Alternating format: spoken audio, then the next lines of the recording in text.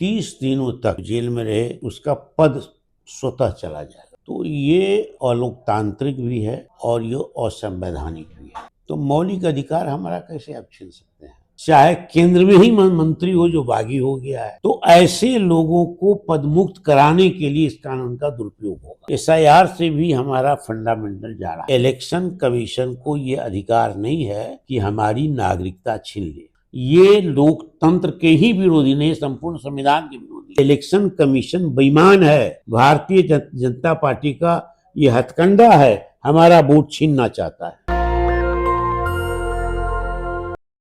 संसद में एक बिल आ रहा है जिसमें अगर किसी भी प्रधानमंत्री हो या मुख्यमंत्री हो या मंत्री हो, अगर आपकी गिरफ्तारी होती है और 30 दिन तक आपको जमानत नहीं मिलता है तो आपको इस्तीफा देना पड़ेगा। मेरे साथ संसदीय मामलों के जानकार और सामाजिक न्याय के पुरोधा मणिलाल मंडल जी हैं, जो RJD के प्रदेश अध्यक्ष भी हैं। सर, विपक्ष कह रहा है कि ये असंसदीय, ये असंवैधानिक कानून है। जो बिल आया है जिसकी चर्चा आप कर रहे हैं, जहां तक मुझको जानकारी हुई है कि उस विधेयक को हल्ला होने पर, शोरगुल होने पर, हाँ, वो संसदीय समिति को भेजा जाएगा। वो प्रवर समिति में भेज दिया है। अब वो समिति देखेगी ज्वाइंट सिलेक्टिव कमेटी है या क्या है।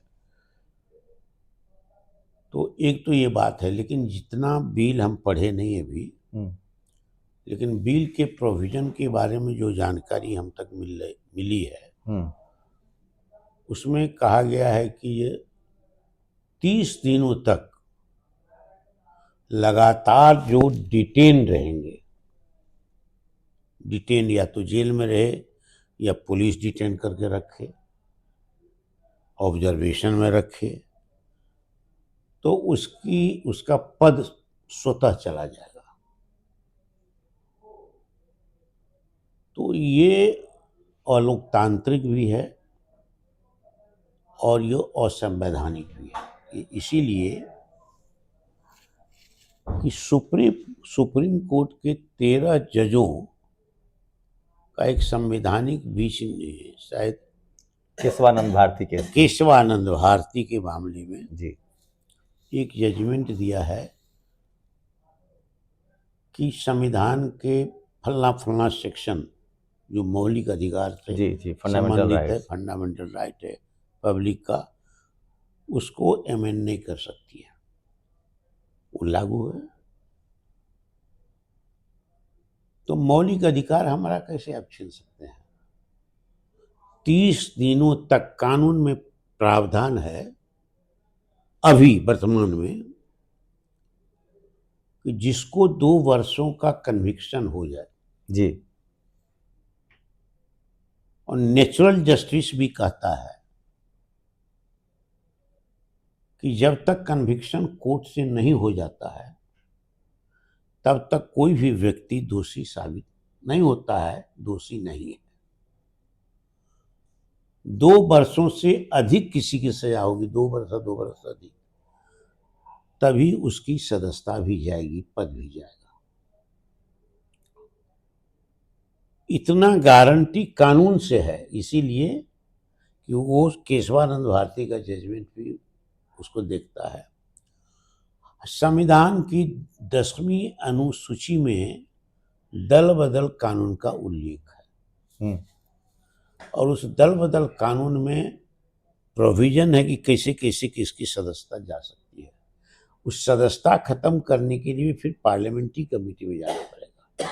अगर किसी ने दल का जो व्हिप है उसका उल्लंघन किया, अगर किसी ने दल का त्याग करके दूसरे दल की सदस्यता ले ली और वो मेंबर है आइदर हाउस का, पार्लियामेंट का या लेजिस्लेचर का, तो वैसी अवस्था में उसकी सदस्यता जा सकती है, जाएगी, लेकिन प्रक्रिया है, उसको प्रोसेस में जाना होगा, पार्लियामेंट्री कमेटी उसकी जांच करेगी।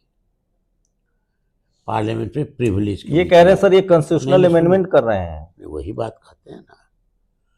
तो ये तभी हो सकता है, इसका भी उल्लंघन है इसमें 10वीं अनुसूची का। अब संविधान का ही संशोधन कर बगैर संशोधन का ये हो नहीं सकता है।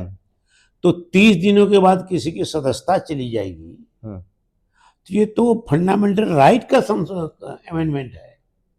किसी के मौलिक अधिकार आप छीन नहीं सकते हैं। अमित शाह कह रहे हैं कि राजनीतिक शुचिता, पॉलिटिकल जो साफ सफाई है, उससे राजनीति में साफ सफाई होगा, रिस्पॉन्सिबिलिटी तय होगी, नैतिकता आएगी। इससे आप पर आरोप लगा और आपका इस्तीफा हो जाना चाहिए। आज ये नैतिकता इससे नहीं आएगी।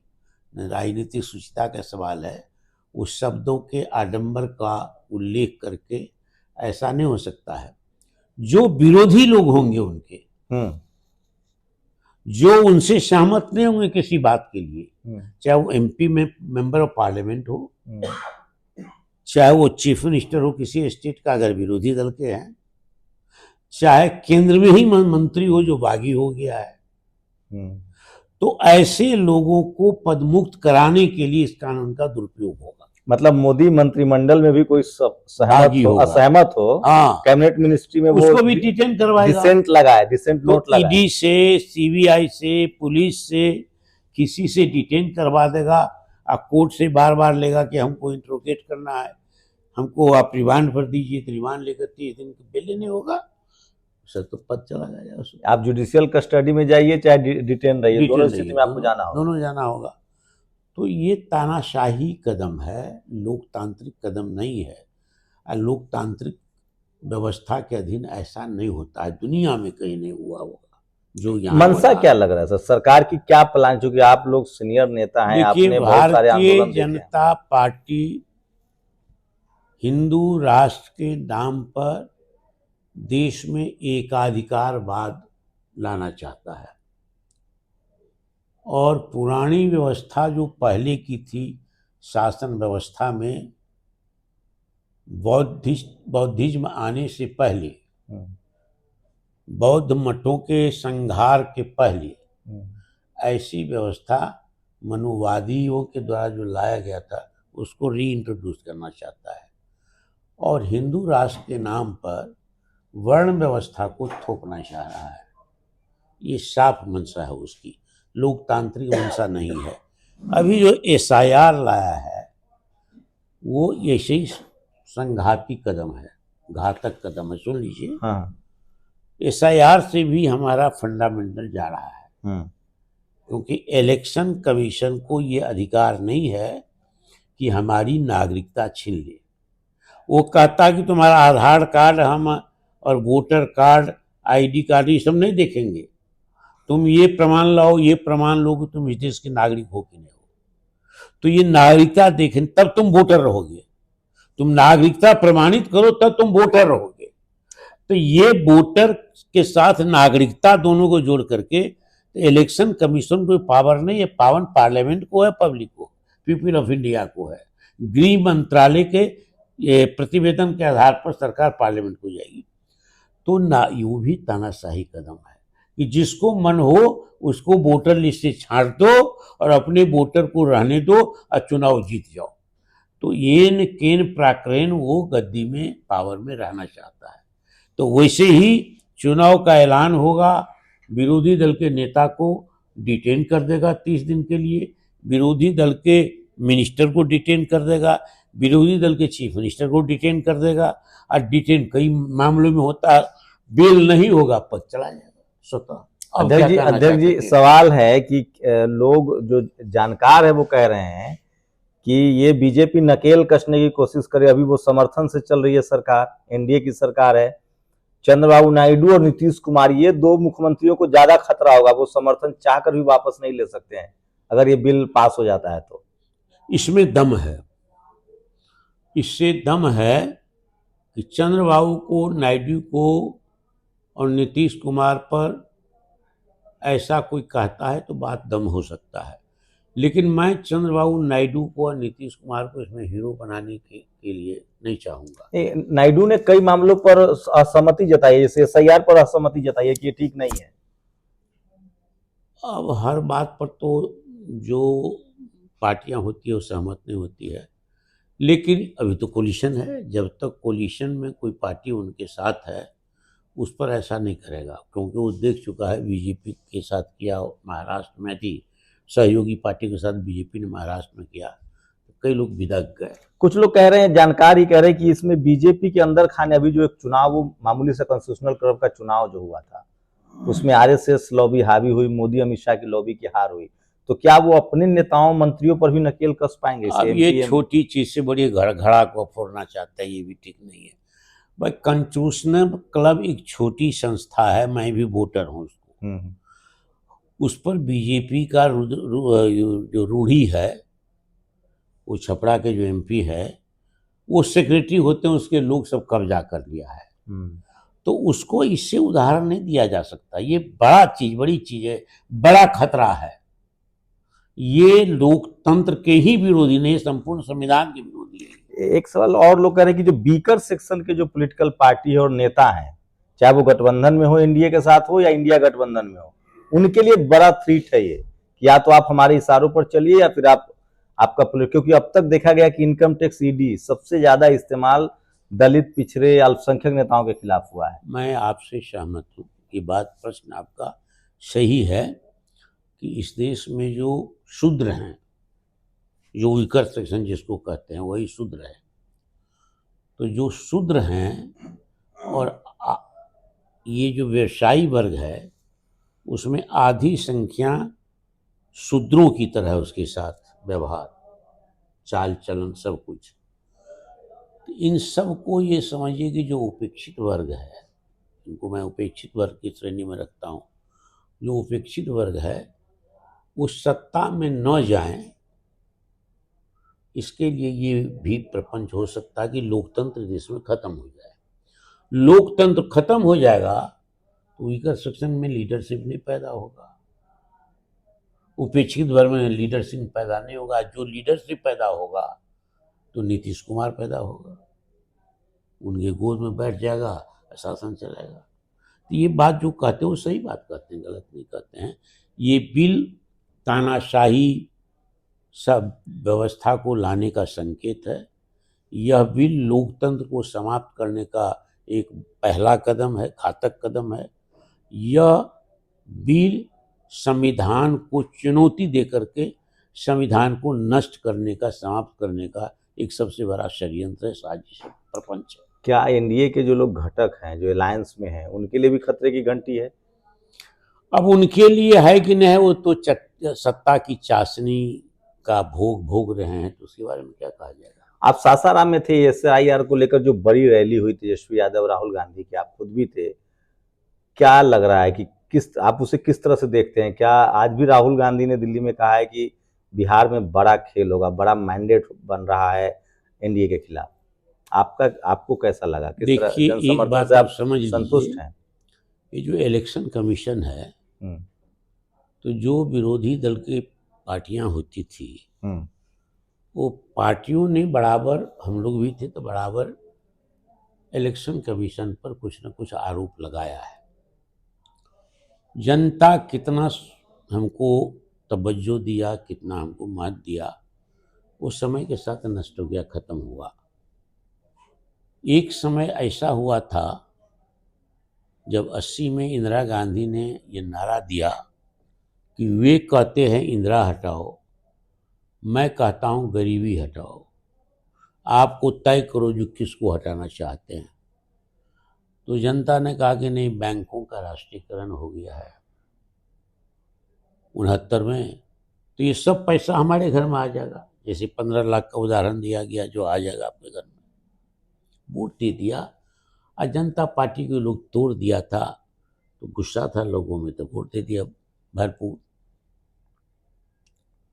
तो उस समय में हमारी पार्टी के भी नेता राजनंद जी और कांग्रेस संगठन की भी पार्टी है, दूसरे लोग की पार्टी, कहा कि जो इलेक्शन कमीशन ने इसमें खेल किया,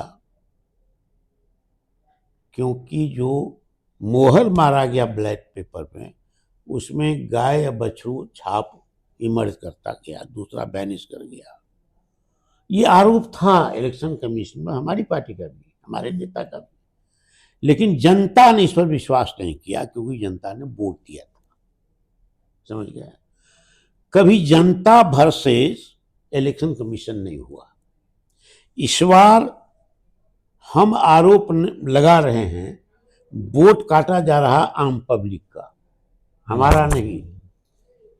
ये डायरेक्ट हिट इलेक्शन कमीशन ने वोटर पर किया है, आम पब्लिक पर किया है, डांट का डाला है, क्योंकि उसका वोट कटेगा। तो election commission versus people of India हो गया ये, इसलिए आंदोलन तो होगा ही। तेजस्वी और राहुल जी के, तेजस्वी जी के और राहुल जी के की जो यात्रा है, इससे तो बड़ा भारी आंदोलन खड़ा हो गया है, जन आंदोलन हो गया है, अनप्रेसिडेंटेड है। इस बार इतना जनता गोलबंद हो जाएगी कि इंडिया का कहीं पता नहीं चलेगा इलेक्शन में, ये स्थिति बन रही है। तो मतलब आप, ये एक बड़ा गेम चेंजर है जो आप लोग का आंदोलन चल रहा है, खासकर जो वोटर आंदोलन ने पब्लिक के माइंड में ये बैठा दिया है कि इलेक्शन कमीशन बेईमान है, भारतीय जनता पार्टी का ये हथकंडा है, हमारा वोट छीनना चाहता है। हमारा वोट इसलिए छीनना चाहता है कि एक तो उसका समाधान हो गया है कि हम तेजस्वी जी के प्रभाव में हैं, गठबंधन के प्रभाव में हैं, और दूसरा है कि हम जा सकते हैं उनके साथ, क्योंकि हम वीकर सेक्शन के, हम पिछड़ा तबके के, हम अल्पसंख्यक है। तो ये दो बातें उनके बीच में दिमाग में बैठ गई है। तो वो people of India, people of Bihar versus election commission of India हो गया। ये पहले नहीं था कभी देश में।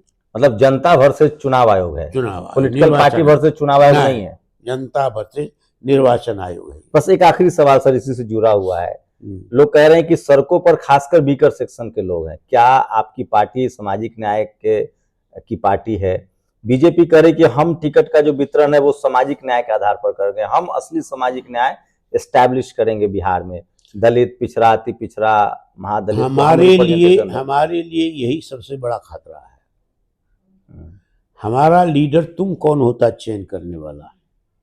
हमारा वीकर सेक्शन का, बैकवर्ड का, शूद्र के, पिछड़े, अति पिछड़े में से जो नेता वो चयन करता है, वो अपने मन के अनुसार करता है, हाथ उठाने वाला। वो चिपकू मंत्री होता है, चिपकू एमपी होता है, कुछ बोल नहीं सकता है, कुछ कर नहीं सकता है, डर रहता है कि सत्ता से, एमपी से, एमएलए से हटा दिया जाएगा। वो हमारे लिए जय जय घातक। सरकार हमारी चाहे तेजस्वी जी के नेतृत्व में, जो हमारा नेता, हमारी बोली है, हमारी भाषा की अभिव्यक्ति उसके मामले, हमारी आकांक्षा की पूर्ति उसके माध्यम से होगी। हम नीति में परिवर्तन चाहते हैं तो हम बोलेंगे नीति में क्या गलत है। जो बीजेपी या जनता दल यू ले जाता है वो तो लस्सा है, वो सारता है, वो बोलता नहीं कुछ है। वो एमपी होता है, एमएलए होता है, मिनिस्टर होता है, वो नेता नहीं है इस वर्ग का। नेता वही है जो नीति के लिए लड़े, अपनी हिस्सेदारी खोजे। लेकिन इन बिटवीन पार्टी मंगनीलाल मंडल जी को अध्यक्ष बनाया गया है, तो अति पिछड़ों का जो जिस तरह से लोग आ रहे हैं, जिस तरह से लोगों को उम्मीद जगी है, तो वो चाह रहे हैं कि पार्टी में उनका रिप्रेजेंटेशन बढ़े। हाँ, वो बात तो सही कह रहे हैं आप। तो मैं फिर कह रहा था, मंगनीलाल मंडल जी से जब आप बात करते हैं तो राजनीति की कई परतें खुलती हैं। इनका मानना है कि जो बिल है यह संवैधानिक है और खासकर जो वीकर सेक्शन के जो पॉलिटिकल लीडरशिप है उसके लिए एक बड़े खतरे की घंटी है। पूरी बातचीत पर आपकी क्या राय है? आप अपनी राय हमें जरूर दीजिए। सोशल मीडिया आपको मौका देता है कि सिर्फ आप खबर देखें ही नहीं, अपनी राय भी हमें जरूर दें। शुक्रिया सर हमें समय देने के लिए। बहुत धन्यवाद। शंभू कुमार सिंह, नेशनल दस्तक, पटना। दस्तक की आपसे गुजारिश है कि अगर इसको बचाना चाहते हैं तो नेशनल दस्तक को सब्सक्राइब करने के लिए रेड कलर के सब्सक्राइब बटन को दबाएं, फिर बेल आइकन की घंटी दबाएं। नेशनल दस्तक को बचाने के लिए बहुत जरूरी है कि हर खबर को शेयर करें, लाइक करें, कमेंट जरूर करें।